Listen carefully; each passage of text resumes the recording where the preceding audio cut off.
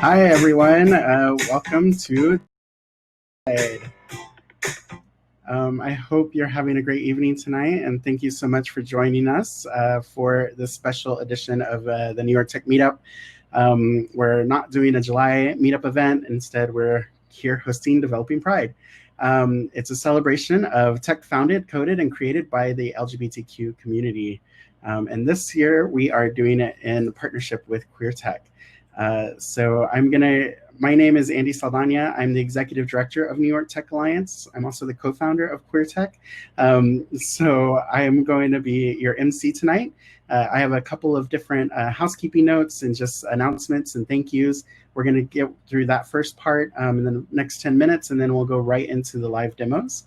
Thank you again, everybody, for your patience. If anybody watching has trouble seeing the broadcast, we've published a YouTube link in all of the meetup pages, so feel free to check us out on the stream there. And I encourage you to send out the link to at least one friend. Tell them to join this really awesome event. We're going to go ahead and kick it off. Let me go through quickly my slides. Again, New York Tech Alliance is a nonprofit organization that works to connect the New York tech ecosystem. We are here to create a diverse, equitable, and accessible ecosystem here in New York City, and we look forward to connecting with you. Check us out at nytech.org. A special thank you to all of our annual partners that allow us to do the work that we do. Not only do we do the New York Tech Meetup and themed demo events, we also do a number of entrepreneurship trainings, panels, conversations, as well as run a CEO roundtable for CEOs of small and growing companies. Again, please feel free to check us out. Thank you again to our wonderful sponsors, everybody from Xander to Google to Grasshopper, the CEO's right hand. I see some of our demoers trying to connect. Please, again, make sure that your screen share is off and that your video and microphone is off until I call you onto the stage. Next up, we have a number of really great events coming up. Next Thursday, July 9th, a very special panel on how to prepare for your next fundraise. So if you are a founder or know a founder,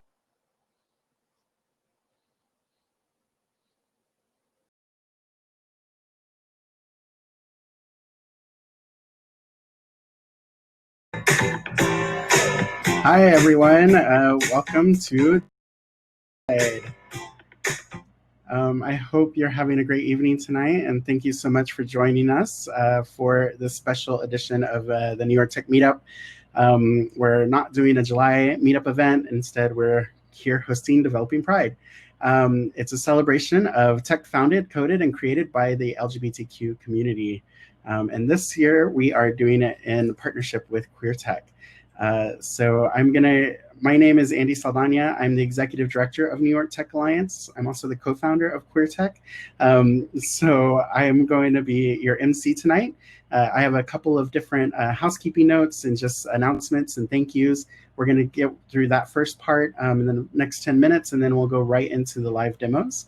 Thank you again, everybody, for your patience. If anybody watching has trouble seeing the broadcast, we've published a YouTube link in all of the meetup pages, so feel free to check us out on the stream there. And I encourage you to send out the link to at least one friend. Tell them to join this really awesome event. We're going to go ahead and kick it off. Let me go through quickly my slides. Again, New York Tech Alliance is a nonprofit organization that works to connect the New York tech ecosystem. We are here to create a diverse, equitable, and accessible ecosystem here in New York City, and we look forward to connecting with you. Check us out at nytech.org. A special thank you to all of our annual partners that allow us to do the work that we do. Not only do we do the New York Tech Meetup and themed demo events, we also do a number of entrepreneurship trainings, panels, conversations, as well as run a CEO roundtable for CEOs of small and growing companies. Again, please feel free to check us out. Thank you again to our wonderful sponsors, everybody from Xander to Google to Grasshopper, the CEO's right hand. I see some of our demoers trying to connect, please again make sure that your screen share is off and that your video and microphone is off until I call you onto the stage. Next up, we have a number of really great events coming up. Next Thursday, July 9th, a very special panel on how to prepare for your next fundraise. So if you are a founder or know a founder who is looking to start their fundraise, we highly encourage you to check this one out. It's all about getting your financials ready for that fundraise. Tuesday, July 14th, we have our next installment of New York Tech Latinas, Latina Luminaries.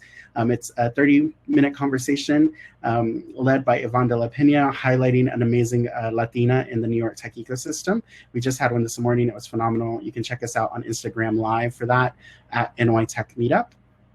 And then Tuesday, August the 4th is our next New York Tech Meetup.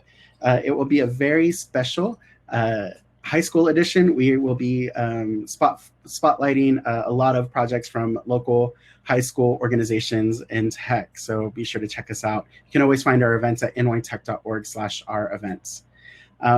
If you are planning a tech event or you know somebody who's planning a tech event, please feel free to submit them to our community calendar.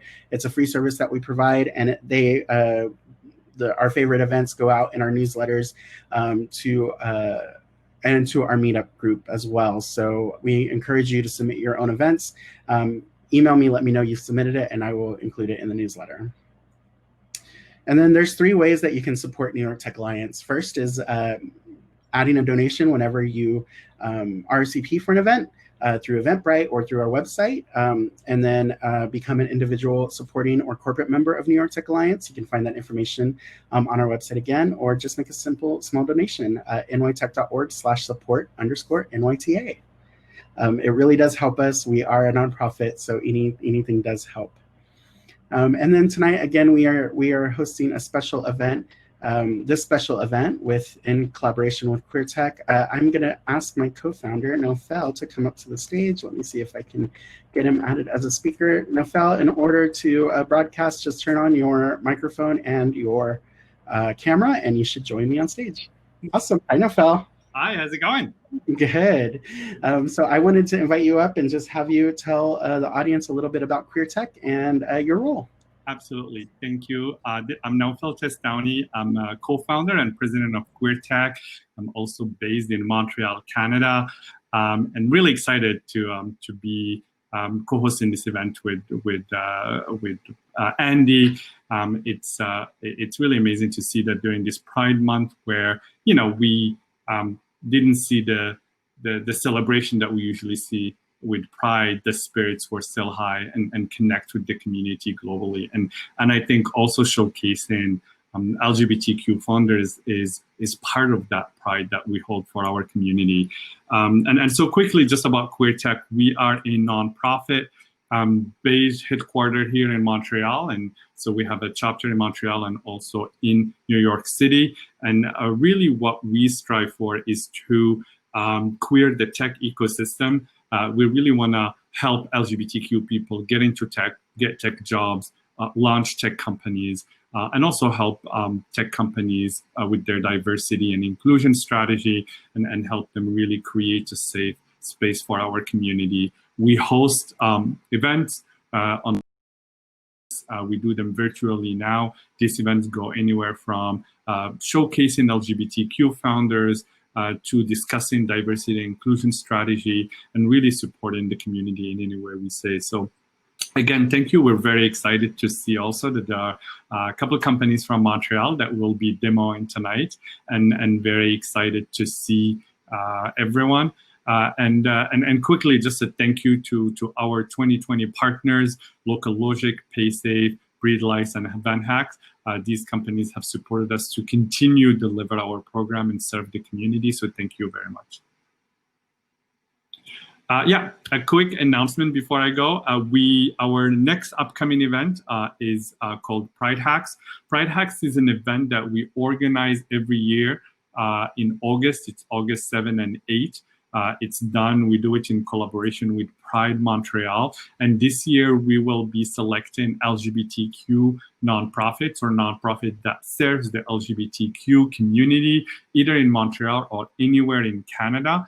We want to be also focusing on organizations that are serving LGBTQ, Black, Indigenous, and people of color, and really supporting this organization with their technology issues, any trainings they need, and really supporting them to build capacity so they can serve these communities better and also grow their impact. If you are interested in Pride Hacks, you can join our newsletter on QueerTech.org. We will be opening the applications for participants next week, but the applications for the nonprofits are already open. You can get the application on Pride Hacks on QueerTech.org/Pride Hacks. Awesome. Thank you so much, Naufel. It's been such a pleasure working with Naufel over the last couple of years to get QueerTech off the ground. We're still an all-volunteer organization, so if you would like to volunteer as a project manager, as someone to help us grow this organization across Canada, please feel free. This year's Pride Hacks is completely virtual, so you don't have to be in Montreal to participate. We encourage you from anywhere to sign up and participate. Thank you again, Naufel. We'll see you at the end. Yeah. Bye. Alrighty. Next up, I have a special thank you to Georgie. Georgie helps us put this event on every month, the New York Tech Meetup. Georgie, do you want to come up and say a few words?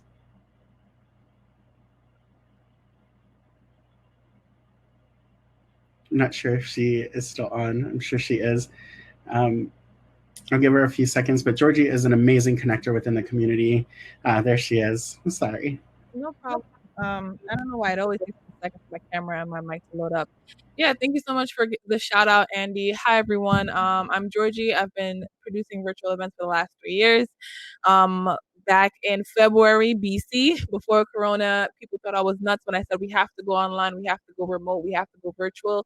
Now I'm tapped into resource almost every day of the week to help people bring events virtual and take their productions into a virtual ecosystem, whether it's like their platform, their community, their accelerator program. So reach out if you guys want to learn how to turn your services or your products or offerings into the virtual ecosystem. I am a great resource for that, as well as my blog that's all about productivity. GSD stands for getting shit done or getting ish done if it's censored.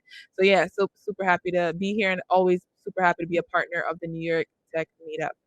Thanks, Andy. Thank you, Georgie. Again, awesome connector. I highly recommend just connecting with Georgie. She's an amazing entrepreneur, fantastic operations person, a really amazing person within the tech community. I've known her for a couple of years. Always inspiring and always fantastic at everything she does.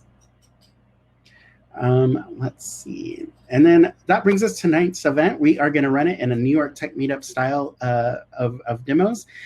Simply, that means that we are focusing on the technology itself, the product. I've asked all of the founders to tell their stories through their demo in 3 minutes or less.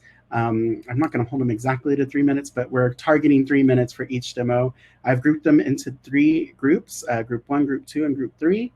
Each group will have, again, 3 demoers participating, and then at the end of the 3rd demo, we'll bring them all back on stage, do a Q&A with the group.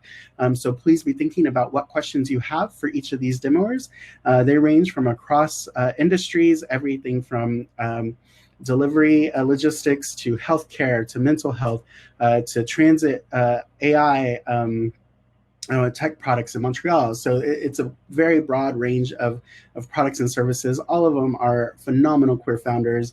I've gotten the experience, I've gotten the pleasure of connecting with them over the last couple of weeks, getting to know them. I've known some of them for quite a long time. I've seen them demo and pitch at other events. They're all really phenomenal, building amazing tools. And so I highly recommend connecting with each of them afterwards if you have more questions about what they're doing or what they're building. And I've asked them all to have an ask for you, so be ready for that. And yeah, we'll get right to it in just a few seconds. There is this is a list of all of the demos that we have tonight. I'll be putting these up in the groups as we do the Q&A, so you'll get to see all this information again. There is one question that we don't ask here when we're doing New York Tech Meetup style events, and that is, what is your business model? Again, please do not ask that question during Q&A. We do not focus on the revenue streams. We do not focus on the achievable market size. We focus on the technology and the product itself, the founder story, the inspiration, all of the fun stuff, and not the business stuff. It's not that they don't have these amazing business models or aren't figuring it out and aren't interested in it. We just do not focus during the demo or the Q&A.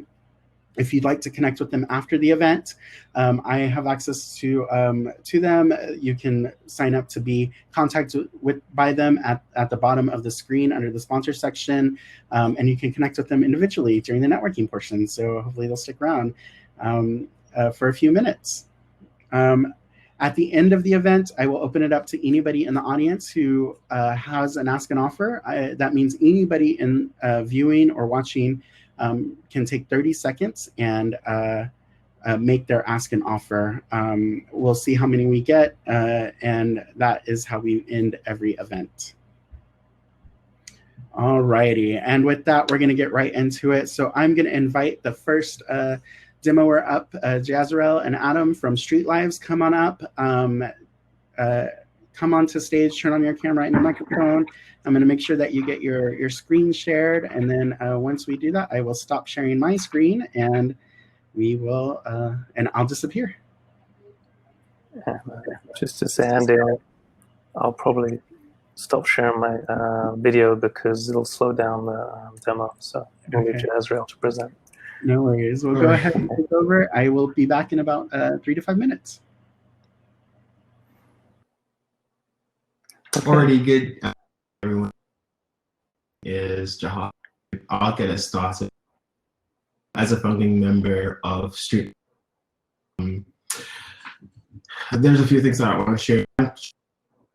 Where we came from doing, Adam will get ready the Street Life application to demo it. So Street Lives connected with California Center back in 2017. Back then, I was a client at California Center, interested in the work. And so I got connected and got involved in the work. And 3 years later, we're here today. We are working on this app that centers community, that is designed and built by community. See on the app and everything that Adam will go through is representative of feedback given to Street Life on things that should be implemented and features that should be implemented. I think one of the questions that we were asked for this presentation is why developing Pride, and I think it's obvious to me, but in some cases, you know, just to point out, the application represents a very open language. We thought that was something that we were mindful of. It's all about including community, bringing community closer to technology. We observed that there was a gap in technology development and the people that they were serving. And so Street Lives aims to address that. One of the other issues that Street Lives address is in community, oftentimes service providers or with service providers, there aren't many loops for feedback, and feedback that's public and can be seen by the larger community. And so that's also something that Street Lives wants to address, giving community voice, not only indoor or at a service, but publicly, so that people can see, you know, the experiences that community offer. Service. So we think that's really a big part of like building community, and why it's important. Street Life operating it's called Go Getter, and is ran and managed solely by community members, and several other team members who are also former clients of California Center that has now grown with Street Lives. Adam? Hi, thanks, Jazarel. So just checking out the screen share, excuse me. So we just want to share where we started quickly, which is a tool which enables us to find what you need and share what you know, which we prototype through Ali4NA and other partners.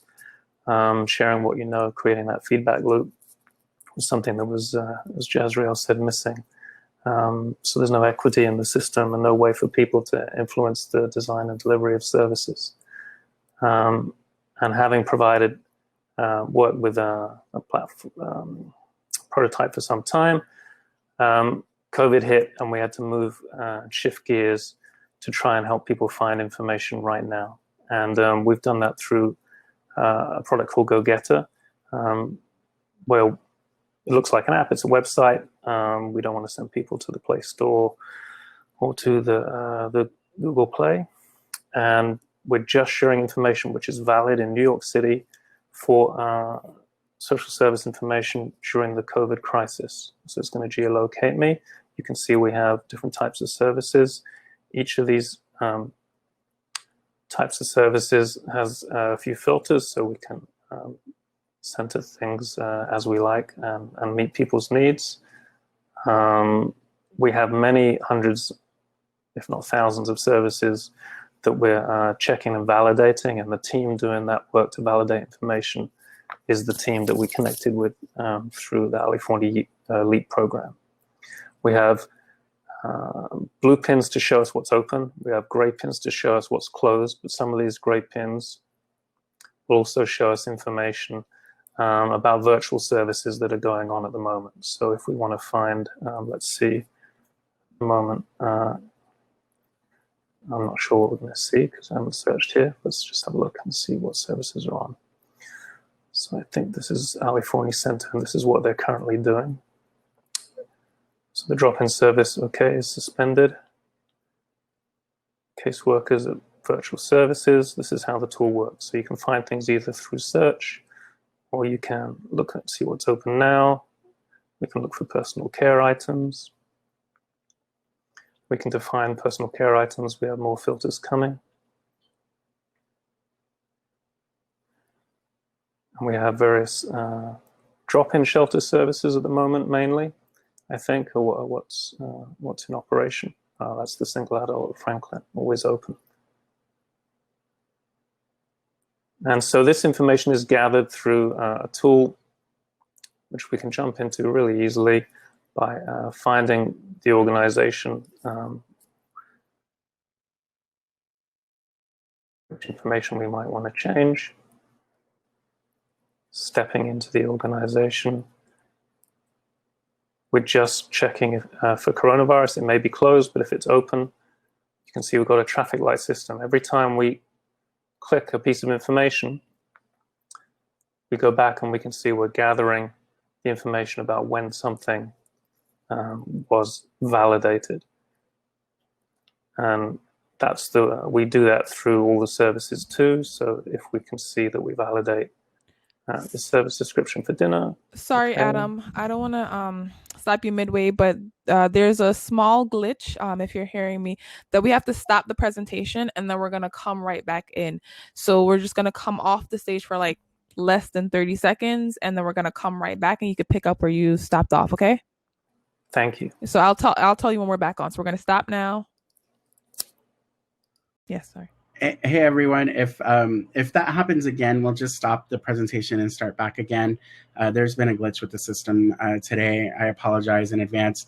If you want to just watch the presentations, I've sent a YouTube link in all of the meetup descriptions, so you can also follow along there. The speakers, I do need you to stay in Remo so that you can have access to the camera presentation. Adam, I apologize. You were right around at time. My timer to go off. I'll just let you finish up quickly, and then we'll move on to the next demo. Thank you, Andy. I was just simply to jump through to show us that when we validate something, yes, we just validated it, and that was checked a few seconds ago, and then we go back to our location here. You can see,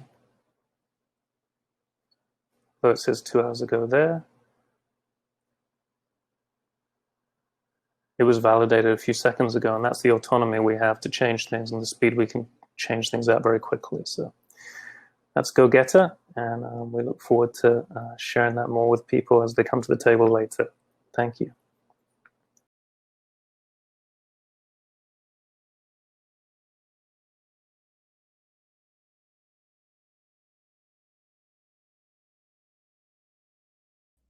You're on mute, Andy. Mute. Thank you. Just did a whole spiel. Thank you so much, Adam, for that amazing presentation. We'll have you back up in just a few minutes to do the Q&A. For now, we're going to run right into our next demoer. I know that it was set to be Queerly Health, but we had a scheduling change. Justin from Blaise Transit, can you join me on stage and share your screen? And then we'll kick it off. Wonderful. Welcome. Can you go ahead and share your screen? Yep. Right. And it looks like you're ready. So I'm going to leave screen and then go ahead. Perfect. Thanks for the intro, Andy. My name is Justin Hunt. So I'm the CEO and co-founder of Blaise. Thank you to Andy, the rest of the team at Tech Alliance and QueerTech for organizing this event for queer founders like myself. So at Blaise, what we do is we help transit authorities like, for example, the MTA in New York or the STM in Montreal drastically improve their bus services. So since I was a kid, as much as I love the bus, I also hated the bus with a passion. They're rarely on time. They're either packed, and we're packed like sardines, which is dangerous nowadays, or they're nearly empty. And our commutes take generally way longer than necessary. So what we actually built is a platform that allows any transit authority in the world to run on-demand public buses. So what this means is that instead of the bus following the same fixed route and fixed schedule all day long, it now changes constantly in real time based on requests received through the Blaise app. So let me walk you through a demo of how this works. Our app is actually live on the App Store and the Play Store, but because of the whole location services things, it's very hard to do live demos. So it's a video, but you'll have to take my word for it that it works in real life. So much like actually any other transit app like Google Maps or Transit app or Move It or City Mapper, we ask people to just put in their origin, destination, and what time they want to travel. The big difference with us is that instead of just telling you which buses are available when, we actually create the whole service around you. So from the homepage, you put in where you want to start from. So you enter a location. One of our clients is in Laval, so we'll give a demo there. So you put in your origin, then you put in your destination that's pre-filled. We pre-filled that, and then either what time you want to leave your origin at or what time you want to arrive at your destination. And so once you hit submit, we will have about 2 minutes to tell you whether your ride is confirmed. So this is our algorithms running in the back end to figure out if we can serve you. Luckily, this one has been confirmed, and it'll go into your upcoming trips. And so we say it's an on-demand bus platform, but really we ask people to make the requests in advance. So anywhere from 24 hours to 30 minutes before their desired departure, which means that if you make it 24 hours in advance, we won't really know what that exact trip looks like. So we give you an approximation. So we'll tell you, okay, yes, we can serve you from this origin to this destination at this time, but we won't provide you with the exact trip details until 30 minutes before your departure. At that point, we'll tell you, we'll send you notifications here. It'll say your ride is ready, and we'll tell you which bus stop you need to get to, which bus stop you'll be dropped off at, and at what times. Something else to note, which I forgot to mention before, is that it's not a door-to-door service. We're talking about a bus stop-to-bus stop service with the full-size 40-foot buses, just like we have on the road now, but again, the routes and schedules are always changing. So once it's getting close to the departure time, you can see your whole itinerary. You get a notification that you need to leave for the bus stop. You walk on over to the bus, see it approaching you. You get on with your phone, and then you're alerted.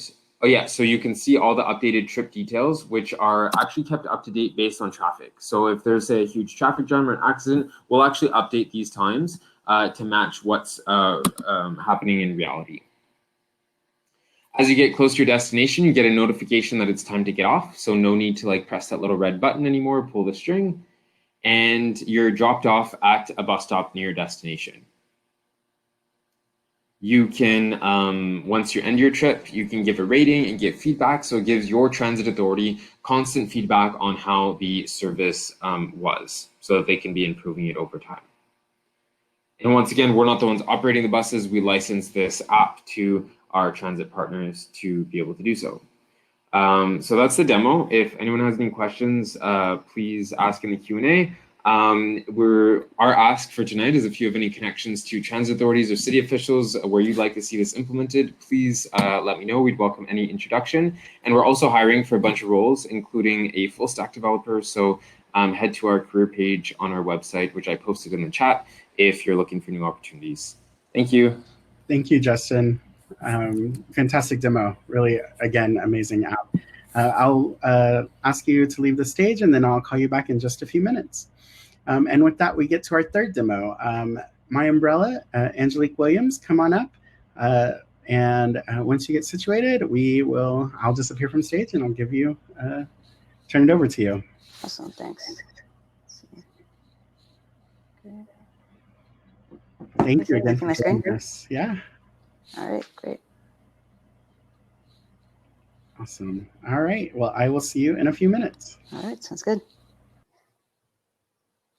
All right, hi everyone. My name is Angelique Williams. I'm the founder of My Umbrella. We're an online platform for members of the LGBT community who are looking for a creative outlet. What makes us different than other platforms is that, you don't have to be an accomplished writer. You don't have to, write for Huffington Post or Autostraddle or major in English or have perfect English. If you wanted to share your story, we welcome you to join our writers cohort. We started as a social networking app back in 2018. But when the pandemic happened, we shifted towards, realizing that people are going to be alone with their thoughts and want to build community and share their story and have an outlet when they can't see their friends or go to the things that they want to do for a healthy outlet. And so we relaunched this platform on May 19th of this year. And so when you come onto our site, you'll see the latest stories that we've had here, all of which I review and check out personally. So to join our platform, just so you'll see, so we have our writers cohort here. If you want to join, and you can complete the intake form, which basically is a very simple Google Doc. You'll see we have 50 plus writers on the platform. And it's basically just asking you very general demographic stuff so we can know what's going on. I will say one thing that I'm very proud of in this is that we have writers from all corners of the US and Canada and Malaysia and India. A third of our writers are transgender, gender not conforming, agender, or somewhere in their transition, non-binary process. And so I'm very proud of that. Once you are on the platform, you receive onboarding instructions, and then there's a list of topics that you can generally write under. And so people submit their work, and where the value add from my side comes in is I review every single article. I review it, I make edits, make changes, suggestions, again, just helping people pull their story forward. It's especially helpful for people that where English is not their first language, and helping them really tell their story in a compelling way that really pulls people in and brings it to life for them. And from there, everyone receives custom graphics to share on their social media. This also appears on our Instagram feed, so if you follow us, you may have seen some of these before. And so for me, the real ask, for me, this is great because I wanted this platform to really be about amplifying the voices of people that feel like they don't have a way to, and creating community when people feel like they have none. And so now by having it web-based, we used to be app-based. The app is still live on the Play Store under My Umbrella HQ, but the app is still live. But now with the web platform, we're able to reach a bigger audience. We're able to really tell these stories, and it's amazing because so many people say that their stories are unremarkable, and yet they present them and they're amazing. And there's people that reach out and say, this was me and no one else has played it like this. And it's just really helpful because I think for me, this is something that I would have wanted as a kid to see my story in someone else, to know that people were experiencing the same things and I wasn't alone. So my ask for everyone is really, again, we relaunched in May of this year. So my ask is really follow us on social media. Our handles are at My Umbrella HQ on Instagram, Facebook, and Twitter. And yeah, tell your friends about the platform if they want to write. We will be pushing the platform further next year to open it up to all creatives. But for right now, we're really focused on the writing elements. So thank you.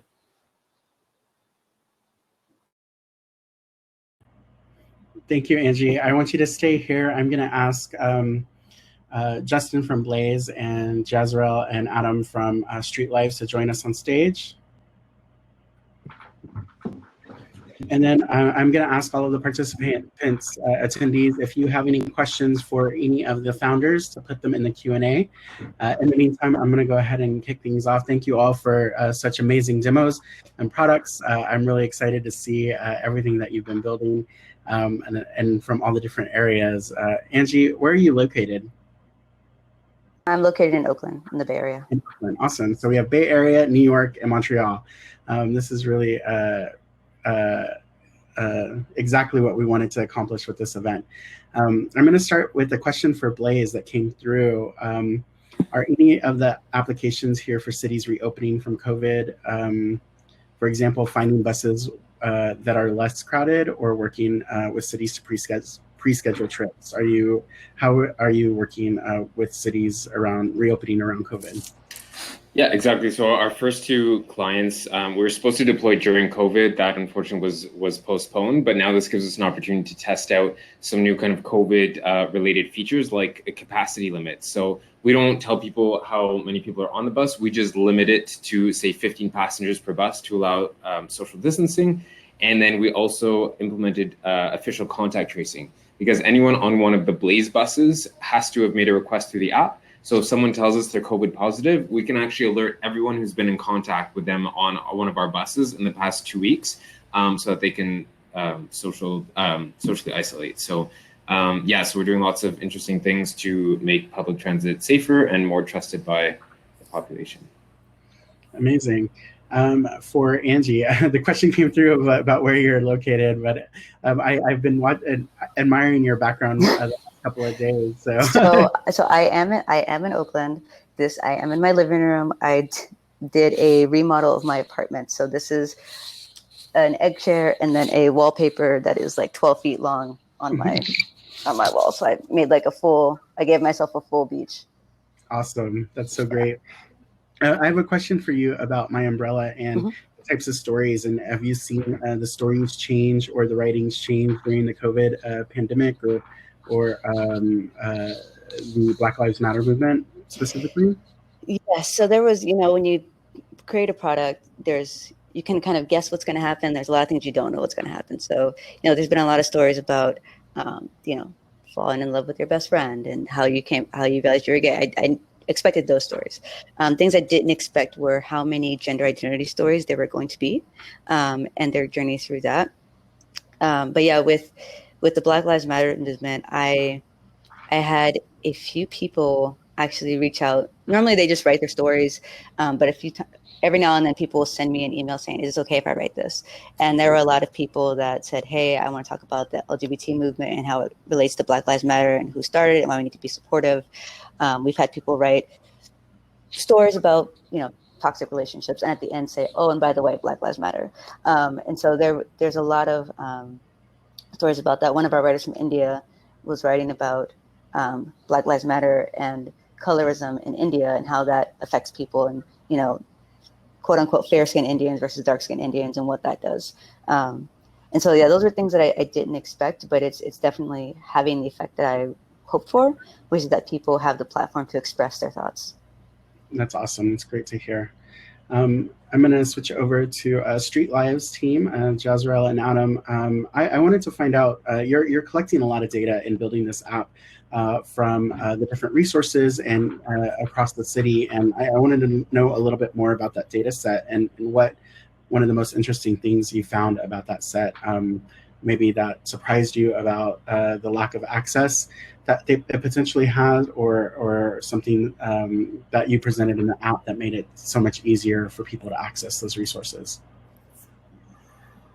I think I could take that about the data set. We partnered with the Hunter College New York Food Policy Center to pull in a lot of data they're verifying day-to-day with a large volunteer team.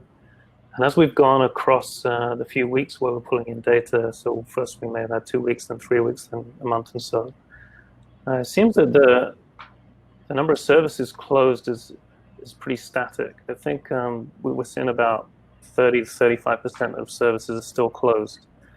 And I don't know whether to infer from that. I think there's a holding pattern. People are a bit nervous about what to do. The instructions about what to do are probably going to change. But I thought that was interesting that as we've moved across, like, though we can host more and more services, the number of those that are open and the number of those that are closed is remaining pretty similar. So okay, in terms of what's on offer and accessibility to services, it's very hard to find things if you're not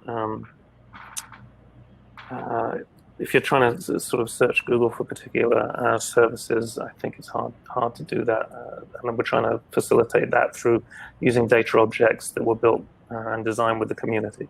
So if you want to go and search for, like, you need baby clothes, okay, so we can do that for you through the tool, and we can hopefully point you to a service that's opened up now.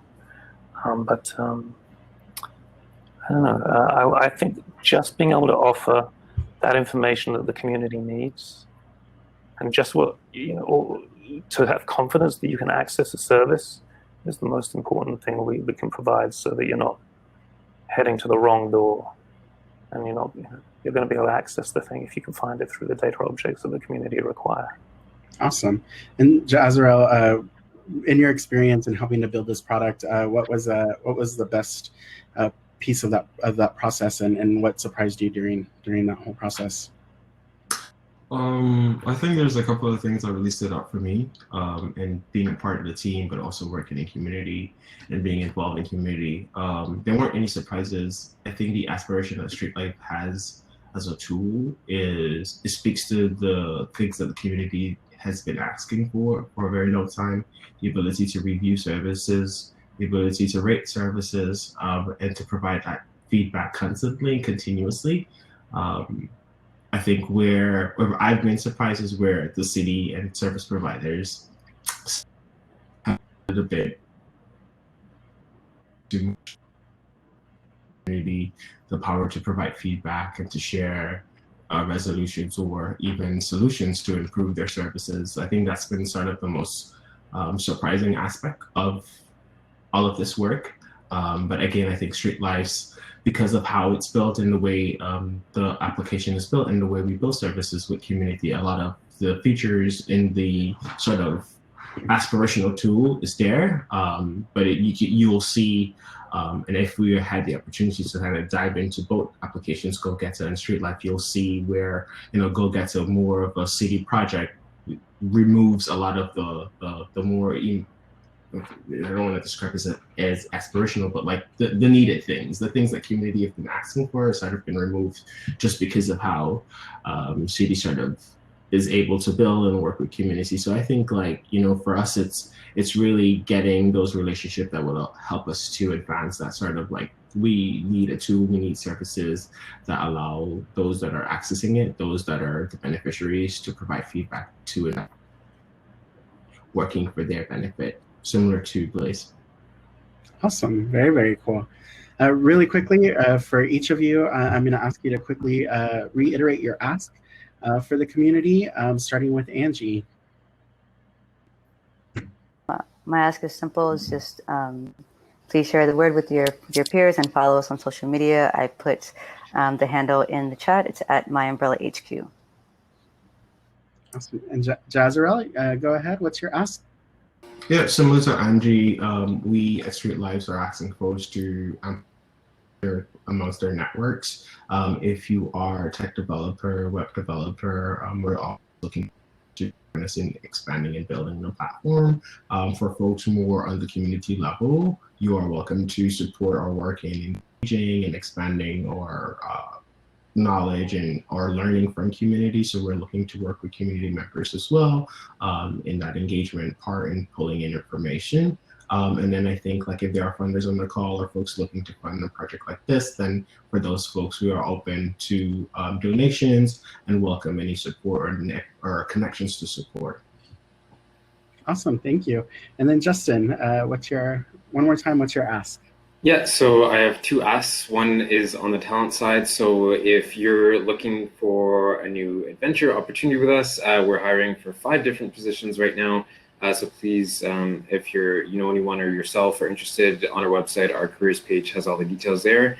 And we're open to remote workers as well, since we're all remote now. And then the second ask is we're always looking for intros to the officials. They're always difficult to get and to get to respond to us. So if you know of anyone, that would be very appreciated. I'll put my email in the chat. Thank you. Any final words, Adam, before we go? Just had an offer. We're about to step into a long research project with the city, and so if there are anyone on at this event with connections to youth experiencing homelessness, we're going to be designing a tool with youth experiencing homelessness that we're going to be prototyping with the city in the next few months. So please send people along. I'll put contact details in the chat. Awesome. Well, thank you all so much. Round of applause. If we were in real life, you would hear an amazing round of applause for everybody.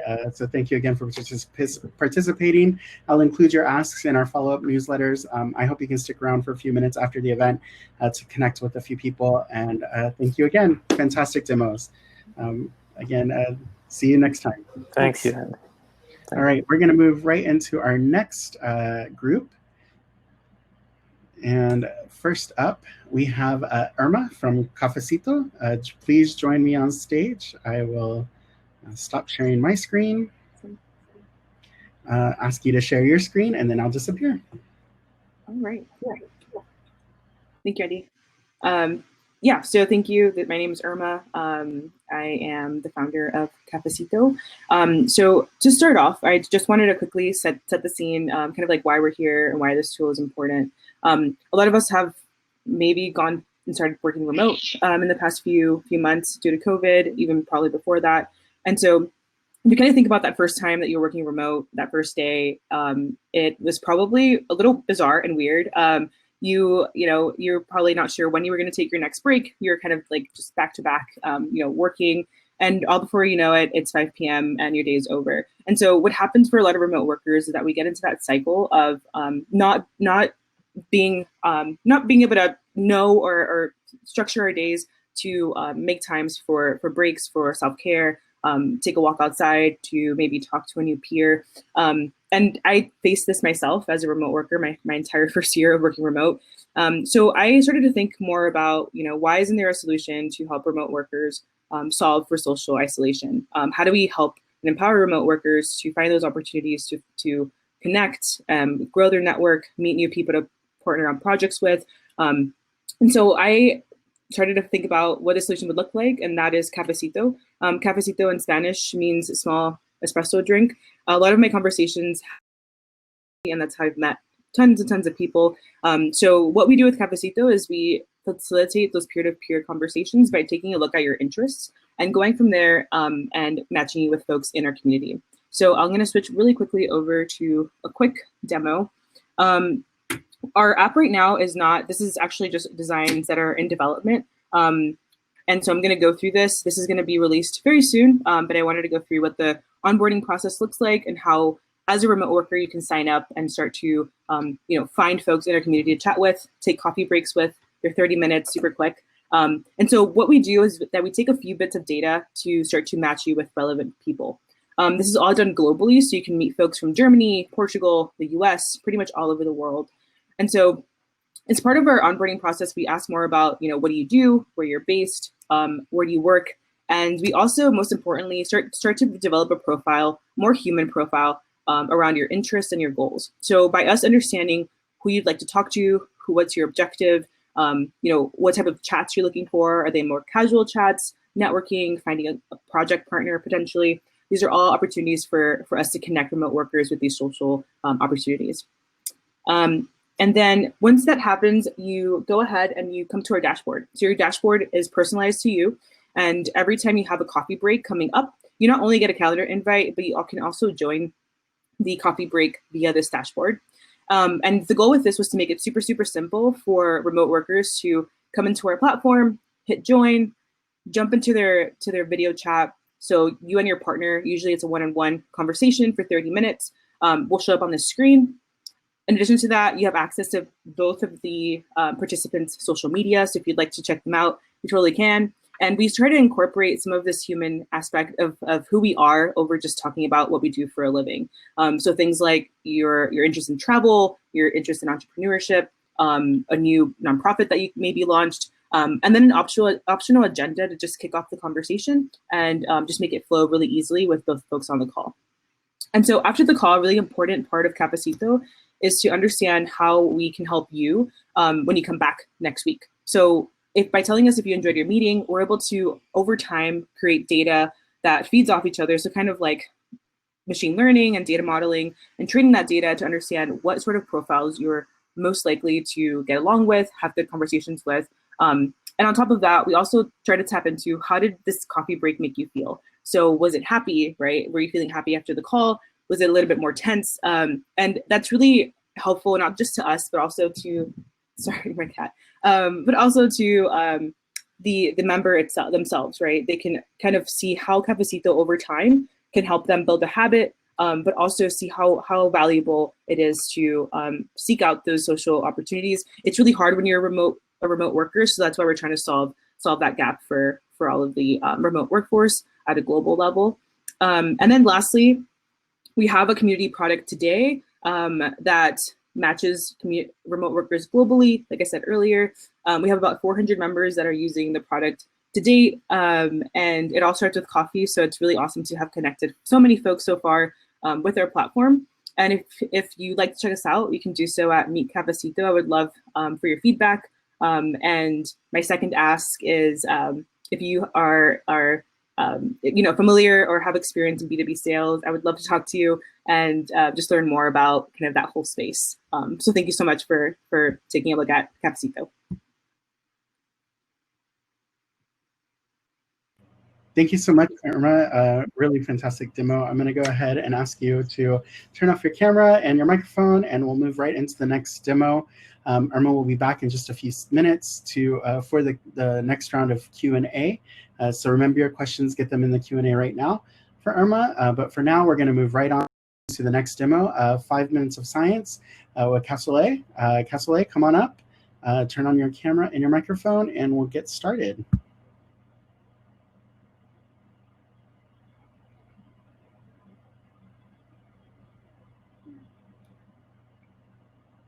I hope he's still there. Kasole, are you there?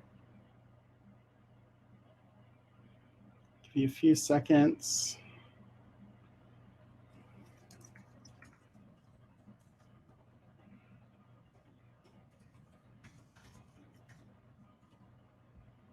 Okay, he might have gotten kicked out, so I'm gonna stop the presentation. Georgie, can you go ahead and stop us and restart us again? And it'll happen very quickly. Thank you again for your patience. It wouldn't be a tech meetup if there weren't tech problems. Georgie, can you go ahead and restart us? All right, so we're gonna move on to the next demo. Again, apologize for the technical difficulties. Joe Schneier from Trusty Care, if you would join me on stage. And unmute your microphone. Perfect. Yeah, sorry. Oh, we can hear you. I was working on it. Okay. And then share your screen. Yep, I got it. Perfect. All right, I'll see you in a few minutes. Okay, great. So excited to tell you what we're up to at Trusty Care. So my name is Joseph Schneier. I'm the CEO and co-founder of Trusty Care, and our mission is that no older adult should go through bankruptcy because of out-of-pocket healthcare costs.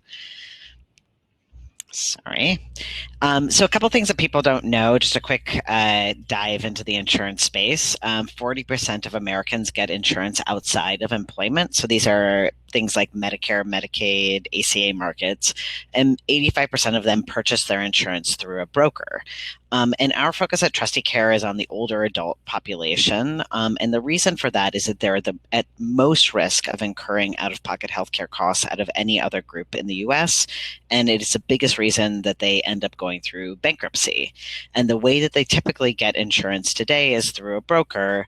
But the unfortunate thing is health insurance brokers, the way that their businesses are set up is it's really the most old school, like 1995 way of running a business. A lot of in-person, collecting stuff through mail. And so even though this is the best way to ensure the financial stability of older adults, most insurance brokers don't have any tools that can help them to easily and quickly identify the right insurance products for somebody to purchase that would allow them to maintain financial stability. So what we've built at Trusty is a platform. It's designed both for brokers and for older adults. It's got a dual-facing side. I'll show you just a little bit about the broker side. I'm not going to walk you through everything because it's a little bit complicated. But so that process that typically takes about 6 weeks for a broker to do to be able to recommend the right insurance product with us, we break it down. We're able to look at what are the doctors that you're going to, what are the pharmacies you're going to. These are all things that help you reduce your healthcare costs, what medications you're taking, which is most critical part of making this decision.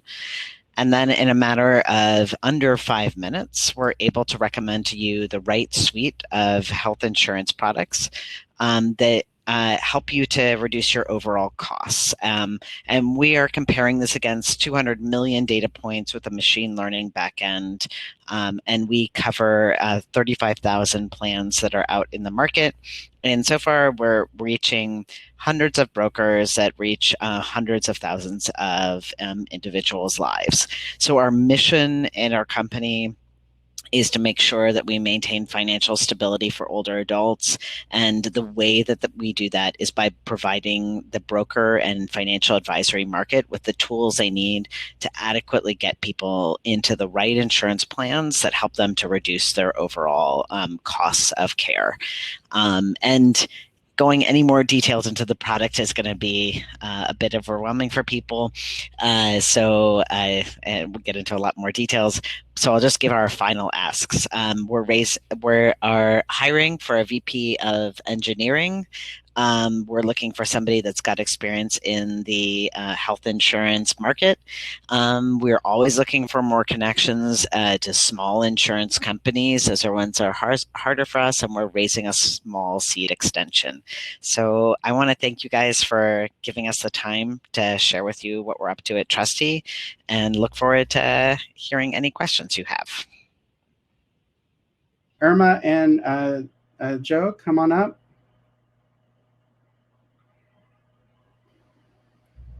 Thank you both. Again, the marvels of technology, using browser-based systems. It's so hard. I ran a browser-based startup, and it was always difficult to troubleshoot when things were going wrong. So we'll try to get it figured out. Kasole, we'll figure it out. We'll get you on stage, I promise. In the meantime, I want to give you both the opportunity to do some Q&A. Really fantastic products, both of them very different. One health tech, one connection and remote working, both very phenomenal. I wanted to know, first of all, Joe, I think you could probably have some advice in the B2B sales arena for Irma. So I would... Anytime. Irma, yeah, I would highly recommend that you connect with Joe. Yeah. This is not his first rodeo, so very extensive resource here. Awesome. I'm going to start with Irma. One, the name Cafecito, it really spoke to me, again, being Latino and just how all the conversations that happen over coffee. It's one of my favorite things to do, and I've really missed it in this time, just having those coffee conversations. So I'm really looking forward to participating in Cafecito. I'll sign up right after this. But you're entering during this COVID time, and you said that you were already building this product as a remote worker. So how has it accelerated your build and your experience as a founder to be reactive and remote working? Yeah, so it's been super. Okay. It's been really crazy. When I first launched this back in March, it was a meetup group on meetup.com that I validated it with, called Remote Work Lunch. And so we would all go to lunch in person and just hang out. So then from there, I ended up bringing it over to a solution that I could share with more people. So I started off as a way to just meet people locally. So remote workers meeting locally in your city, going to a coffee shop, grabbing a cup of coffee, 30 minutes, 45 minutes, and then kind of going back to work. That quickly changed because of COVID. I had to just pivot it that same week. Everybody went on lockdown that Friday. And so we went all virtual, which was crazy. The really cool thing, I think, was that since I was so early on, I was able to adapt pretty quickly. I ran into my own set of challenges picking a video service, how to like email people, like all these different crazy things. But thankfully, I think the timing itself, we got a lot of good traction because of COVID, which is like a terrible thing. Like I hate that it's because of that. But it's helping a lot of people today stay connected, which makes me obviously want to keep doing it more and more. So it's been the challenges I've been facing as a first-time founder have been growing pains, kind of adapting to our growth, and then also, you know, learning the landscape, seeking for funding, when to do that, how long should I stay bootstrapped, all these different things that just, they're questions that sometimes I don't have answers to. Monetization is also a huge one. But yeah, I'm just, you know, I'm kind of like day by day just trying to learn who my audience is and just trying to create a really great product for them. At the end of the day, it's not a product for me, it's a product for remote workers. And it's really what they need. So challenging, but learning a ton. Awesome. Very inspiring. It also really excited me that you're super early stage. And I could feel the energy that you have as a new founder radiate through the screen, which is phenomenal. And I, you know, it's been a long time since I've been a new founder. So I really enjoy that energy. And we're here to help however we can. I'm going to turn over to Joe at Trusty Quick Care. A question came through specifically about your product offering and you know, beyond optimizing insurance, do you actually connect users to other options that they might have for reducing cost? I assume that there's kind of an educational product as well for consumers, but if you could speak to that a little bit more. Yeah. On the consumer side of the product, we offer a whole bunch of different offerings. We have a partnership with the National Council on Aging. And so with that partnership, we're able to identify about 2,000 different public benefits that people are eligible for to reduce things, anything from an electricity bill to your medication costs. In addition to that, we're always looking for tech solutions for older adults that help them to reduce their costs of care or get better access to care, to include in our product offering on the consumer side. We have a couple now beyond just the benefits part, but our goal is for that to be a completely curated, extensive offering for the older adult. Very awesome. That's really great. And I have to say, I took a look at the Trusty Care website, and just from the immediate video that you have created by the employees on Zoom to some of the blog content that you've created, you've done a really great job creating a sense of community around the product and a sense of resources for not only the consumers but the businesses that you're selling to. I think I highly recommend everybody checking out Trusty.care just for that part. It's done really, really well. Before we go, any quick last words from either of you about anything else that you've thought of, anything that's inspiring you lately, your reactions to Pride this month, anything at all? I would just say I'm always excited to get trans representation in front of people as a trans CEO, to be able to show people that, you know, we are out there and that you can be successful. Yeah. Awesome. So thanks for making the space. Yeah. Of course. And again, I feel so lucky to have you as part of this program. Just hearing about you in the ecosystem and your past products and success, I feel very privileged to have you part of this program, and so the community is here to help however we can. Irma, over to you. Say thank you for kind of echoing Joseph, like thank you for creating this space. It's really hard as a first-time founder, women in tech, women of color, like queer. So it's really hard to find like a community that is where I feel safe and comfortable, like just having a conversation. So I really appreciate like everything QueerTech is doing and everything that you're doing, Andy. Yeah, just thank you for creating like such a comfortable and open space for us. Awesome, I appreciate it. I wish we were in real life doing this in person at the Pride event. It's always been a lot of fun, and this is exactly why we do it, to highlight amazing queer founders, to create that space of representation, and to bring in the allies to participate. So thank you both again for being a part of that. I highly recommend you checking out Trusty Care website. I highly recommend you connecting with Irma. I got to speak with her for about 30 to 45 minutes, and it was a great coffee time. So connect with them both. Thank you so much. All right, I'm going to try one more time. We're going to try to bring Kasole up quickly. We'll try it one more time. I think I can hear him. Hello? Hello, yeah, success. Fantastic. I want you to share your screen. Can you hear me? Can you hear me? Yes, we can hear you. Now I can't hear you. That's okay. Just share your screen and do the presentation. I can hear you. Now we can't hear you. No. Turn your head. We can't hear you. No.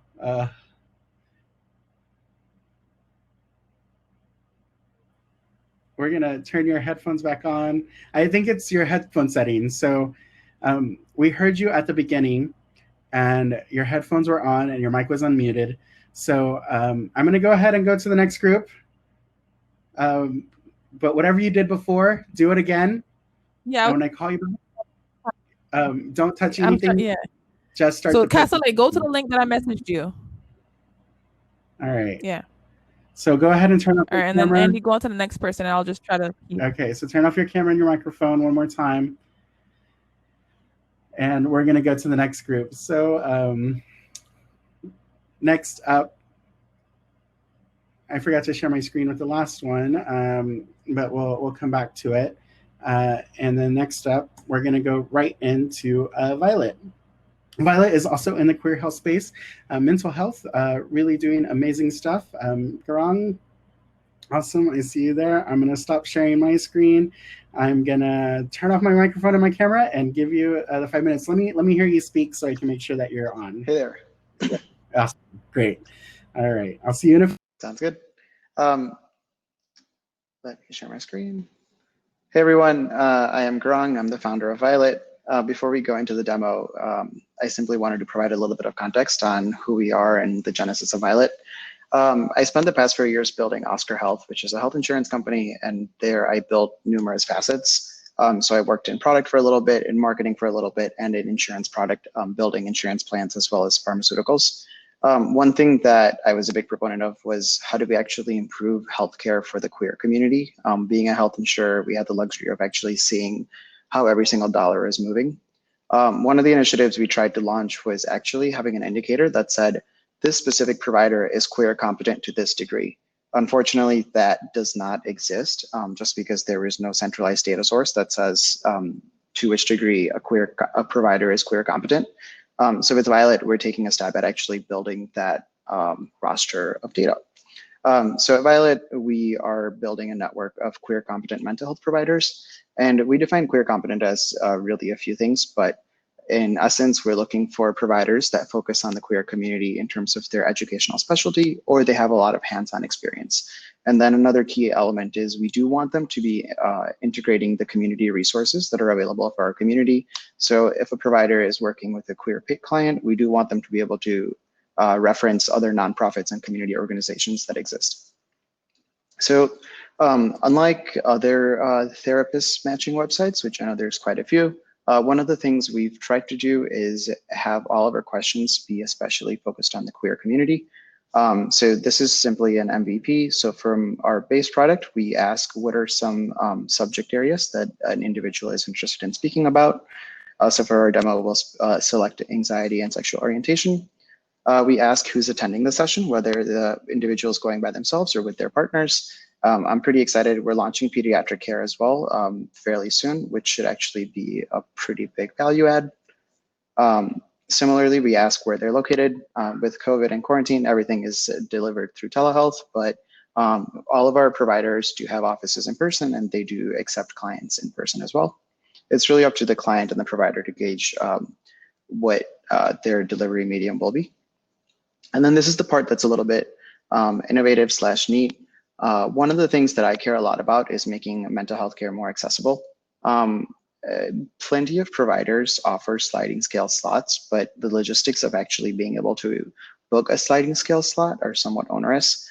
So sliding scale slots are a way in which the provider can kind of give back to the community.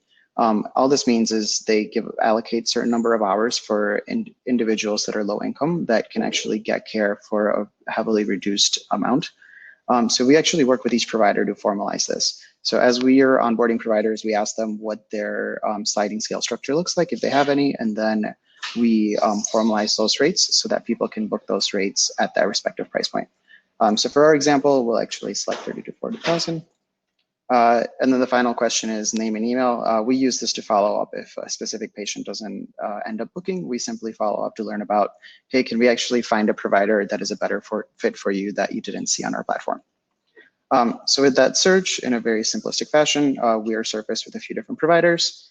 We can load more if we want to. Otherwise, we can actually spend a little bit of time reading on the provider. So this is Ryan. We see Ryan's pronouns. And then similarly, we see a little bit about Ryan's areas of expertise and really what makes him queer competent / his focus areas. We see the price point in a very transparent fashion, and we can book our initial intro call with Ryan here. One of the things we're also heavily promoting is quote unquote therapist shopping, but this notion of, hey, it's okay to talk to multiple therapists before you pick one. This way they actually, the patient kind of can have a sense of solace about, hey, I chose the one that was best for me, in the sense of just personality fit as well as extroversion, introversion, etc. And this is Violet. Looking forward to seeing the questions.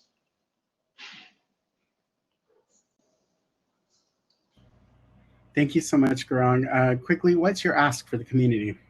Good question. Our ask for the community is we're still in the MVP phase. So if you have any friends looking for therapists, or if you yourself are looking for a therapist, I'd love feedback. Similarly, if you have a therapist that you've connected with really well, I'd love to learn more about what made that relationship so strong. Awesome, thank you so much. I'm gonna ask you to leave the stage. We're gonna move right on to the next demoer. Derek from Queerly Health, come on up. I've known Derek for quite a while. I've seen him pitch in all kinds of demo presentations. He's a fantastic presenter. I'm so excited to have you. I'm so glad that we were able to get you on as a of developing pride. I'm gonna shut up now, turn off my camera, turn off my microphone, and let you have this. Thank you, Andy. So hopefully, can everyone see my screen okay? Yeah, perfect.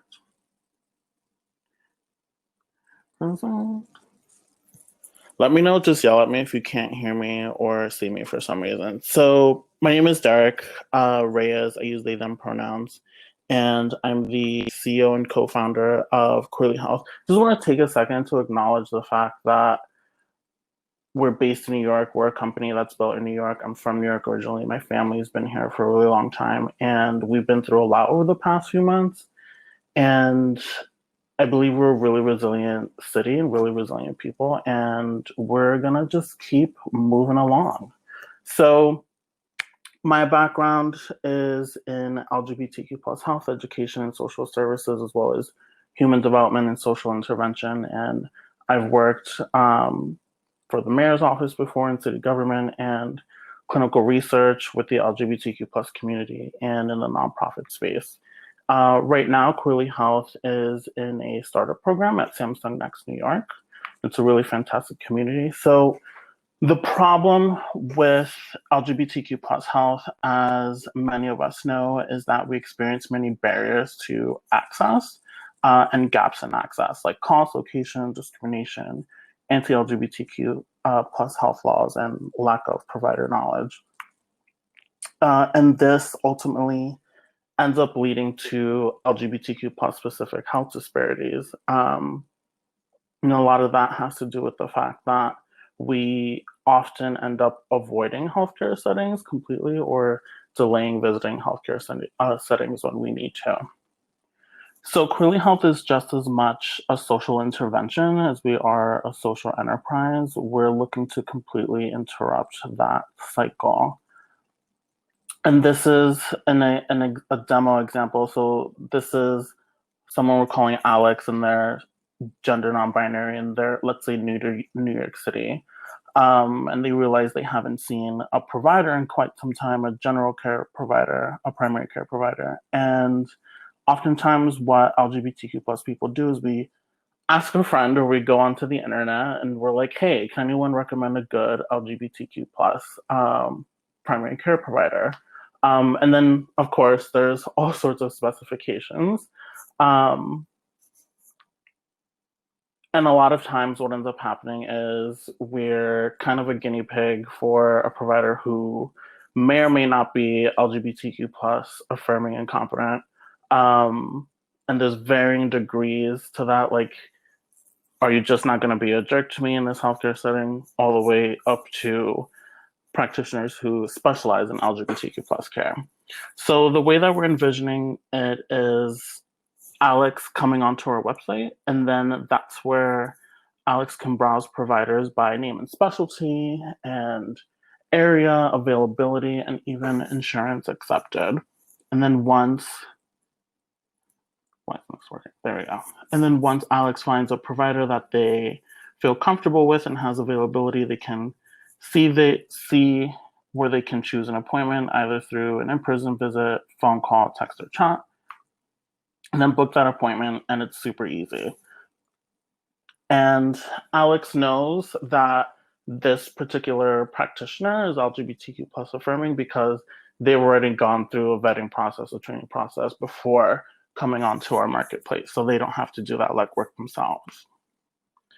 Security and privacy is really important to us, especially now, as a lot of companies are coming under fire for breaches in security or misusing patient data.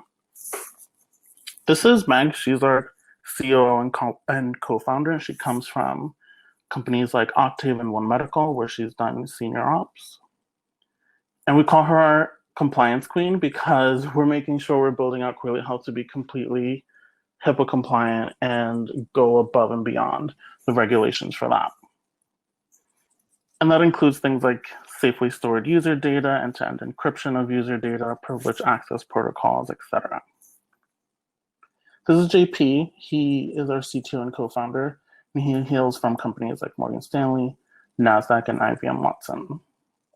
We've been featured in Forbes and South by Southwest, yesterday in Supermaker, and today in NASDAQ. Our advisors come from a whole bunch of backgrounds, and they've worked for these amazing organizations and companies. I should point out that one of our advisors worked for the White House prior to 2016. We're a registered benefit corporation, so that means that we, at our core, have a social impact. And for us, that's to completely eliminate LGBTQ plus health disparities by 2030. So Queerly Health, we're positioning ourselves in this digital health space where you have companies like Maven for family care, women and reproductive health care, Oi Health for Spanish speakers and Latin Americans, Fuzzy for pets, and then we all just heard from Violet and Trusted Care as well. The LGBTQ plus community has a spending power of $1 trillion in the United States. And with that comes the power to choose the health and wellness services that we want and deserve instead of being overlooked by the traditional healthcare system. And this month, on this last day of Pride Month, we celebrate 51 years of Pride, and I'm looking forward to the next 51 years.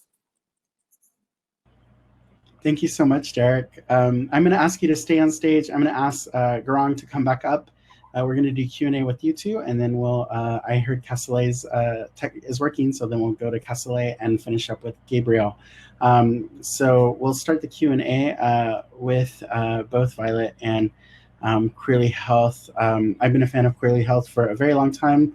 I met Derek pretty much at the beginning of your journey. So it's been Yeah. great to see you progress. And then Garang, I was so excited to connect with you. In our conversation, I really told you my own struggles with finding a therapist, a queer therapist, a therapist of color. I still have yet to find that person. So I completely, really love the idea of therapist hopping, because I think it is really important. You know, when you find that right person to talk to, it really does help along the same lines. And when they don't have the same lived experiences or the same understanding of the lived experiences, it can create different areas. So thank you both for working in this field. Such an important and admirable place to begin. I'm going to start with Derek. You know, I've seen your journey go from idea to actually starting to build product. You know, how long have you been at it, and what are the things that really surprised you along that way, that you had in your mind one way and then it completely made you pivot and move in a different direction? Sure. So we've been at it since September of 2018, after winning a startup weekend event competition. I just hit the ground running ever since with that. And 2019 was really cool because I just spent this whole year building out a team and working together, prototyping and meeting with other founders, and being featured in really cool publications, which is amazing. And I'm so appreciative of the PR support. But one thing that I've really has been central to what our process of building this out is actually meeting with LGBTQ plus affirming practitioners, right? And then like the individual patient client users as well. And every part of Queerly Health, the digital health offerings, the marketplace, the different types of features. So one thing we're doing as well is you'll be able to search practitioners based on like gender identity and race ethnicity, because that's super important. Patient concordance is super important. Everything has come up either through validated by data or our target users. So that was like a bit of a surprise. And I always knew that we would have to incorporate the feedback of our target population, but it really feels like they built it with us, because they were like, can we have this please? And we're like, yes. That's amazing. Garang, a very similar question. You're at the beginning of your journey in building Violet, and you have a background of working for a very well-known health tech company, Oscar. You know, what did that experience kind of allow you to start with, and what has surprised you along your journey? Great question. Coming from Oscar, one of the things that gave me an advantage was I've spent 4 years advocating for our community and thinking from the point of the insurer. So we spend a lot of time, and especially having been one of the individuals leading our LGBT affinity group, we spent a lot of time thinking about how do we actually improve healthcare for our queer patients.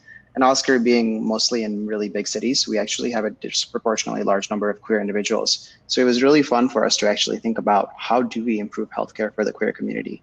So I kind of knew some of the problems coming into building Violet. And we've only been at Violet a very short amount of time. It's been about 4 or 5 months. And one of the things that so far I found the most surprising has really just been how supportive the community has been. I'm a part of quite a few Slack different workplaces where whether it's queer design firm or QueerTech, there is a bunch of different queer community like intersections where people really want to go out of their way to help build things for the community.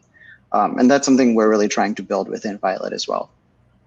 Awesome. That's a great question, actually, for both of you. What are your favorite queer resources as you're building products that are focused and targeted towards the queer community? Like, what are the podcasts that you listen to? What are the books that you read? And what are the communities that you belong to? Either one of you. Let's start with Derek. Okay, sure. So I'm now part of the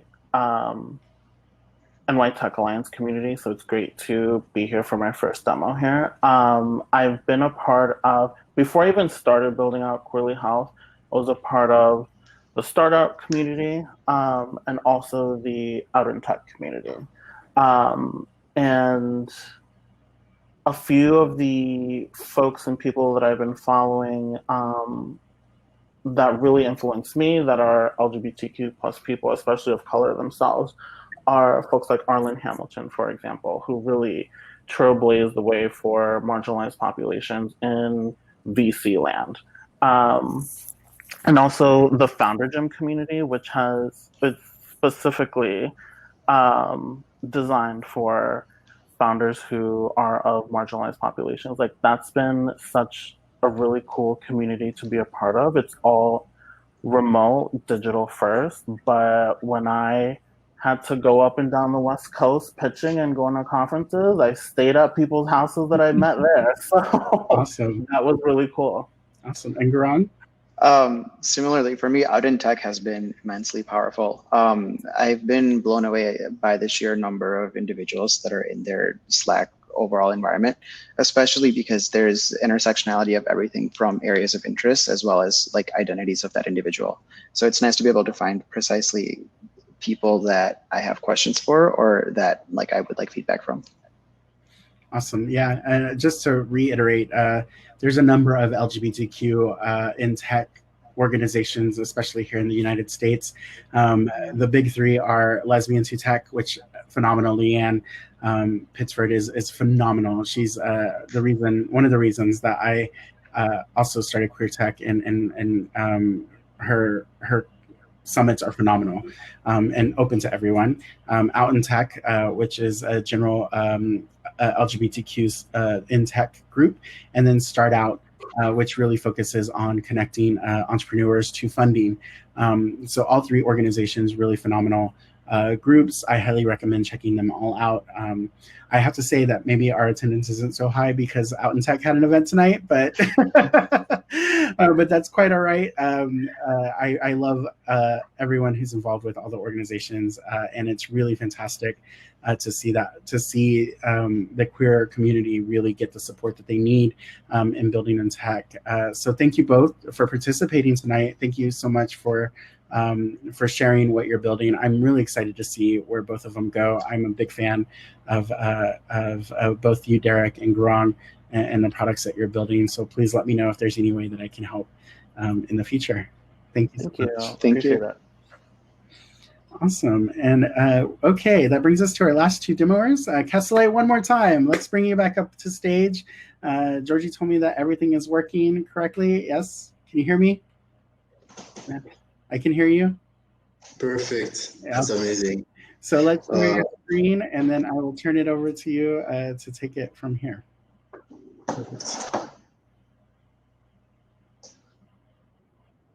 Really thank Georgie for all the help she gave me and for her patience. My computer didn't work too well today, unfortunately, but thank you, Georgie. So right now I'm going to present my startup. It's called 5 Minutes of Science, and it's a platform to university researchers, whether they are PhD, full professors, postdoc, even master students with industry. And our idea is to turn our goal is to turn ideas into reality, into valuable products and services, into programs. So I got the idea when I was visiting my home country of Congo. I was talking to a professor who was working on ways to on better ways to grow cassava, which is a very important crop for us. And she had really cool ways to grow cassava, like to increase cassava yield. But unfortunately, very few farmers knew about her research. Actually, none of them knew about her research, the small farmers. So is there a way to connect that researcher with the farmers? And many farmers are unable to read.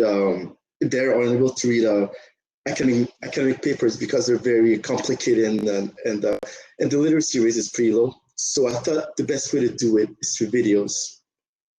So that's where the idea came from, right? The idea is if professors can explain what they do in a very easy way, it'd be really easy for them to connect with partners outside of academia. So yeah, so at 5 Minutes of Science, basically it's, as I said, it's a platform to connect researchers and industry, or researchers themselves. So so basically, as you can see, it's a very simple platform. So what they do is they create their own. Each professor can create their own profile. Each researcher can create their own profile, where there's a video of them answering 3 questions: introduce yourself, explain your research, and describe why it's important. The videos are very well produced. We produce them ourselves. Yeah, we produce them ourselves. So professors can film themselves using their smartphones, and we produce them. And their names, the summary of the research, the type of researchers they are, and a bit of transcripts. And on the industry side, our platform is open to everybody. And as you can see, through the platform, they can search for researchers based on what they study, based on what they do, right? So here, if I do one type artificial intelligence, you're gonna see all the researchers that we have that work on artificial intelligence, including Yoshua Bengio, Terry Peckham, all this stuff. That's really what we do. So yeah, my ask for you guys is very important for me, actually. We have a lot of researchers working on engineering and sciences and all those things, but I really want to work more with researchers who deal with social issues, right? I want to deal with researchers who are LGBT, people of color, because those people are not really represented in the research community, especially LGBT and people of color. So if you know anybody who is LGBT, people of color, who work with social issues, please, can you please let us connect with each other so we can profile them, so I can put them in contact with our industry partners. Thank you. Awesome. Thank you so much, Kasole. That was a great, I'm glad that we were able to get that to work out, and a fantastic ask for the community. We will definitely be including that in our newsletter. I'm going to ask you to stop sharing your screen and exit stage, and then we're going to bring up our last demoer for the evening. Gabriel Cepeda from Pickups, come join us on stage. Thank you so much for being patient and for being our last demoer this evening. I'm going to go ahead and disappear. Okay. Hello, everyone. My name is Gabriel. I started a company called Pickups. So when we started, we were an app that would connect you with a neighbor nearby that would allow you to ship your package to. So essentially, we built a Google Chrome browser extension that would work for the Amazon checkout page. You could skip typing in your shipping address information. We would connect you with a neighbor based on proximity and schedule, and then we would connect you through text so that you could coordinate a time for pickup. So it's a relatively simple idea, trying to stop the package theft problem that so many New Yorkers.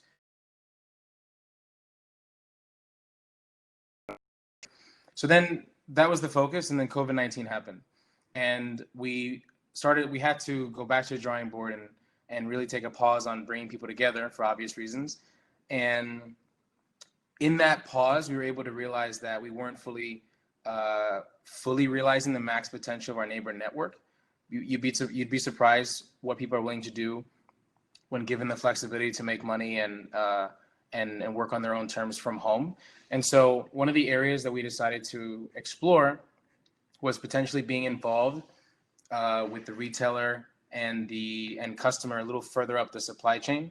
And the reason why we think that's a much stronger idea for us is because the reason why your packages may go missing, or you may not know where it is, or the retailer might not even know where it is because in the supply chain world, there are a lot of touch points. So when you order something online, from the moment it leaves that manufacturing facility in China or Pakistan or wherever that item is made to your front door, if it were to happen like that, there are easily a dozen individual touch points, trucks that it stops along the way, it's very complicated. And so you have all these different entities and none of them are integrated at all. And so the retailer usually knows as much about where your stuff is at any given moment as you do. And so because of that, one of the ideas that we have is to be involved at the fulfillment level, what we call fulfillment by everyone. So this idea that people can leverage the extra space in their apartments, underneath the bed, closet, space in the living room, to hold inventory in small quantities for different retailers. This sort of idea of distributed fulfillment would allow for same-day delivery, would allow for almost like an invisible back room for pop-up stores or temporary retail experiences that a lot of these brands are now starting to experiment with. The second aspect of our platform now is called RB, which is Returns by Everyone. This idea that we can allow shoppers to deliver, to drop off their returns at any neighbor nearby for a virtual inspection of the item. Sort of the same thing that a retailer right now has to spend a lot of money to get that returned item back to their warehouse. We would and then have an employee inspect and all that. We would let the retailer simply communicate those quality standards of inspection to us. And we could then let one of our neighbors do that inspection. And using our data, our AI, help the retailer to see which scenario makes sense. Should this item, based on its quality or what condition it's in, should it be sent to, donated? Should it be recycled? Should it be sold on a third-party marketplace? A variety of scenarios that are using our technology, these retailers can make a smart data-driven decision for. And then the third aspect is DB, which is delivery by everyone. The idea that if an item is fulfilled from John, who lives on 87th Street in New York City, we don't have to necessarily have UPS deliver it or USPS, which would be expensive. We could have a nearby neighbor on our app that's available that wouldn't mind walking the 10 blocks and making themselves $7, $8. They could go ahead and make that delivery. Plus, it's cheaper than partnering with Postmates because Postmates will charge you another like $20 for no reason. So by us controlling all three aspects of the ecosystem, it creates a much more eco-friendly approach to same-day delivery, specifically because of packaging. Shorter distance means you don't necessarily need the expensive cardboard. And at the same time, it enables same-day delivery. It enables just a variety of benefits. I could go on for days about that. But that's essentially our concept. That's what we've evolved into. It started off as just about package theft, and now we're really a 3PL full service in reality. Completely behind the scenes, white label, looking to partner with large mid-market at minimum companies, your Fashion Novas, your hopefully your Gaps of the world, and those kinds of brands. Our ask for this organization is we're looking to really just grow our team. Right now we're a team of 4, 3 engineers and myself. We have a great list of advisors from a variety of different backgrounds in the education space and logistics, media. We got some really great press this past holiday season, which we were very grateful for. That's pretty much it. So I'm open to any questions that anybody might have. It's a short presentation, but I wanted to keep it straightforward to the point. Awesome. And you're right in the middle of a transition, correct? Yes. Yeah. Literally in the middle of it all. Awesome. Thank you, Kasole. Come back up. We're going to do some Q&A with both you and Gabriel.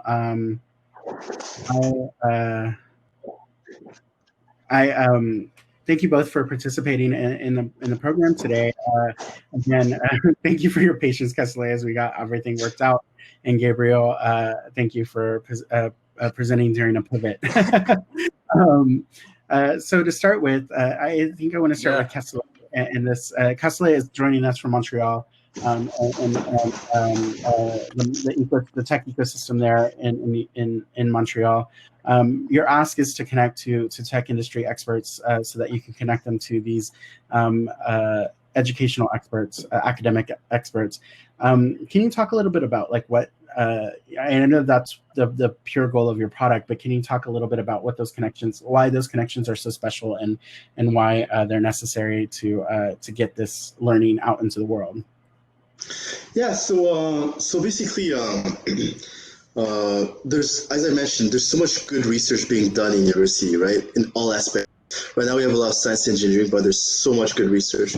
We have some people in Africa, in South Africa, and in Ghana, and our goal is really to let it shine, right? To let it shine, to make sure that those researchers work so hard on their thesis, on the research, to make them connect. And right now there's so much, there's a lot of people in the LGBT community and in the people of color and people of colors who are do not get that same recognition. Their work is not as recognized, right? And really, our goal with this event is really we want to make sure that we get as many scientists that are people of color, LGBT, on our platform to make sure that they get that recognition, that they are also able to work with industry partners, right? So as scientists in the LGBT community, we're able to work with a startup like Gabrielle's, right? And basically maybe make a startup, right? By building that connection. Or maybe a scientist will be able to work with an NGO that works with gay youth, that works with gay who are hopeless, right? And basically transfer that skill to that organization. Right now, that organization doesn't know that they exist. Our goal is to connect the two, to make their operations so much more, so much better. Yeah, I've seen it work in the past, especially around like cognitive marketing and cognitive computing, which is a new industry in the AI field, and having a startup entrepreneur have this idea of where they want the product to go, and then connect with somebody in the academic ecosystem that's an expert that can help guide them in how to build the product and what things they need to be aware of while they're building the product. So that connection between industry and academia is super important, especially as some of these startup founders are thinking through the new processes and the cutting edge technology that exists. I'm going to turn it over to Gabriel right now. One of the things that fascinated me from the conversation that we had in preparing for this event was the fact that he's building basically 3 whole products in one, and while in trying to encompass this entire ecosystem, and one that's a super audacious goal, but also quite intriguing. And I can't imagine that there's not some things that you're trying to, some problems that you're trying to solve in putting those 3 pieces together. That might be helpful from a platform like 5 Minutes of Science. But Gabriel, to that point, you're building these 3 kind of ecosystems simultaneously using what you're calling neighbors. Can you speak a little bit to that and some of the challenges that you're experiencing in putting these 3 layers together? Yeah. So, well, thank you for the question. So, in terms of the neighbor acquisition, it's actually been relatively easy to build the ecosystem for neighbors. I know that I guess technologically speaking, on a mobile app like we're building for the neighbors, there are 3 different ecosystems, because managing whatever returns you might be holding versus whatever inventory you might be holding versus whatever deliveries you might be making. So there are 3 different aspects of what the mobile app for neighbors might be, but ultimately they're still the same user. Freelancers, remote employees. We've been able to bring on well over 1,000 spread throughout Manhattan and Brooklyn. And in terms of signing neighbors up, it's been relatively low cost. Craigslist is initially, but we've created different incentives, or at least are looking to get it off the ground, where neighbors will sign up each other and have incentives to onboard other neighbors in their neighborhood or another town. So we were not. I think from a tech standpoint, we're still working out how we intend on the mobile app being set up so that you can really be part-free. The flexibility of schedule is, but in terms of just getting neighbors in general, the strategy sort of is the same for each of them. Awesome, that's great. So, yeah. And you've COVID has caused this pivot for you to happen. Can you speak a little bit more to that? Definitely. Yeah. So the essence of pickups prior to 2 months ago was B2C. We connected shoppers with the flexibility to ship it to someone so that it wouldn't be stolen or they wouldn't have to go to the post office. But given that COVID, this is not a permanent thing. Eventually we will go back to, in some capacity, people obviously have to leave their homes and will engage with each other. But for the time being, just because people can't leave their apartments to go, to someone else doesn't mean, they can't utilize the extra space they have in their apartment, essentially monetizing that space and their time at home. But in reality, it's something I'm already thinking about for a while. It's just, we thought it'd be a great way to first start small with like some sort of B2C approach and then grow our way out. But we realized throughout this time that brands now more than ever before are questioning the reliability of their supply chain. They're questioning the relationship they have with their customers. They're trying to, Gap is behind on rent as an example. They're realizing the days of having a 5-story, massive store in Park Avenue and paying $20 million a year, whatever the rent is, it's not feasible. So they're cutting down the real estate space. They're building more like pop-up shops and experiential shopping type of retail environments. And so because of that, having a more flexible way to store their inventory is something that they're now more open to than they would have been 2-3 years ago. And then Amazon obviously is speeding it up every day. So the pressure to move faster, the pressure to innovate and adapt is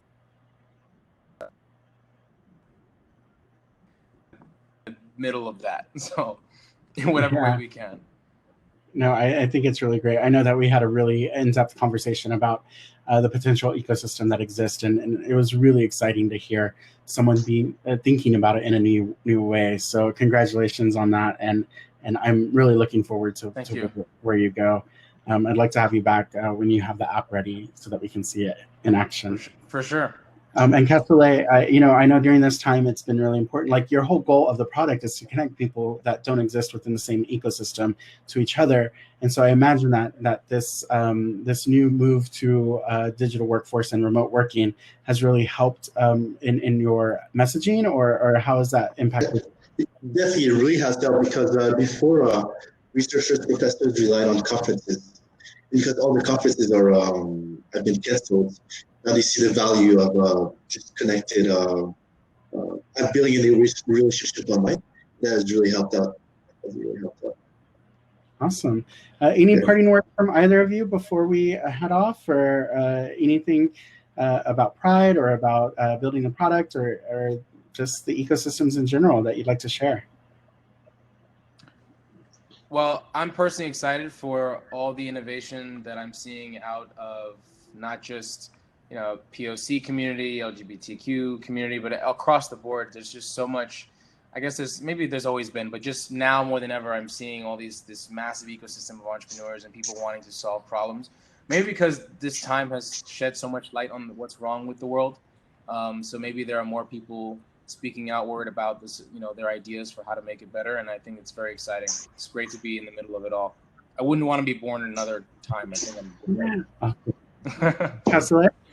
Yeah, same with me. Like after the 2008 recession, there were so many good companies that were created. But I think that the silver lining with this pandemic is, I think there's gonna be even more great ideas being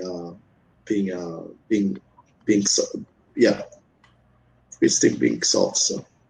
Awesome. Well, thank you both so much for participating. It was such a pleasure to connect with you over the last couple of weeks and just hear everything that you're connecting. I'm here and available however we can help you in the future.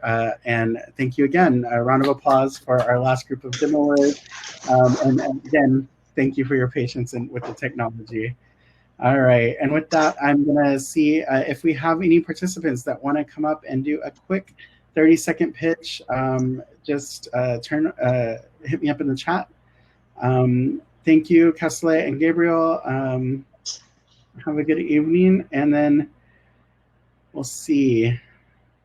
If not, I just want to quickly, again, thank all of the demoers that participated tonight. I'm going to ask that when we share the videos, that we share out, that you who attended tonight, share it out to everybody in your network. Again, 9 phenomenal companies, 9 queer creators. This is why we do this. Developing Pride has been one of my favorite events that I do every year. It's a passion project. It's why we, Nofel and I, created QueerTech as well. So help us queer the tech ecosystem. And thank you all so much for participating tonight. Hope you have a fantastic evening. If you want to stick around and connect with the demoers, they'll be in the networking piece. Thank you so much. Have a great night.